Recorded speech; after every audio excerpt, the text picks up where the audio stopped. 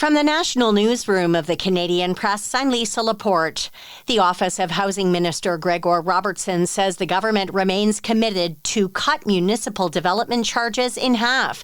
This after Robertson failed to fully answer a question by reporters in Toronto today on whether the government was still going to cut the fees to lower the cost of home building.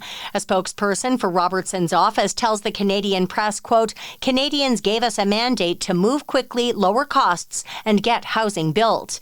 The Israeli military says the Red Cross is transferring 4 coffins to its custody carrying the remains of deceased hostages that were still being held in the Gaza Strip. The transfer of the remains of more deceased hostages comes after an Israeli military agency said earlier it would cut in half the number of trucks allowed to bring humanitarian aid into Gaza.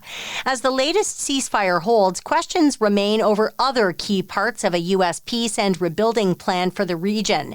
Here's ABC reporter Ian Pennell. Satellite images assessed by the UN showing 83% of structures in the Strip are damaged. So much remains to be done, not least how to end the famine here, how to rebuild, and how to dismantle Hamas. It'll require all of President Trump's efforts to make sure that this ceasefire turns into a lasting peace.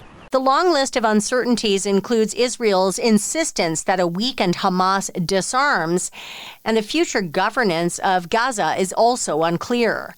Bell will soon offer fiber internet in Western Canada using its rivals' networks.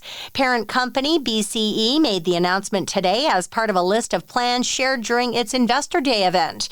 It included a 3-year growth outlook focused on fiber, wireless, AI-powered enterprise solutions, and digital media. Ontario's premier says he threatened to beat up a shoplifter. The episode apparently happened at a Home Depot over the summer when Premier Doug Ford ditched his security detail to go buy plants. He says a man walked out of the store with 2 backpacks trailed by security guards. They claimed he stole something, but Ford says they stopped following the man because they'd been told not to do anything in those situations. Ford says he tracked the guy down and demanded he open up his bag. And then I went on to tell him if I ever see him in the parking lot, he's going to get a beating like he's never got before. Ford says the bag contained a saw blade the store manager said was stolen. Jason White, The Canadian Press, Toronto. And Grammy-winning R&B singer D'Angelo has died at the age of 51. He garnered mainstream attention with the video for Untitled How Does It Feel that featured him shirtless. His family confirmed in a statement the singer, whose real name was Michael Eugene Archer, died after a battle with cancer. This is the Canadian Press.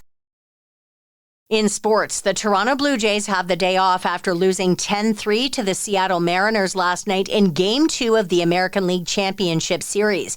Despite the Jays being down 2-0 in the series, manager John Schneider says he will always be optimistic about his team. We got to figure out ways to generate some more offense, and give the guys a ton of credit for coming back, down 3, you tie it. They just made more swings than us the last 2 games, kind of what it comes down to. So we got to figure out a way to limit damage, 1, and 2, generate more offense. Game 3 in the best-of-7 series goes tomorrow night in Seattle. Meantime, Game 2 of the National League Championship Series between the Brewers and the Los Angeles Dodgers goes tonight in Milwaukee. The Dodgers lead that series 1-0. And in the NHL tonight, Montreal hosts Seattle, Nashville visits Toronto, while Edmonton plays the Rangers in New York. From the Canadian Press, I'm Lisa Laporte. Thanks for listening. Don't forget to follow and subscribe. For more of today's top stories, visit thecanadianpressnews.ca.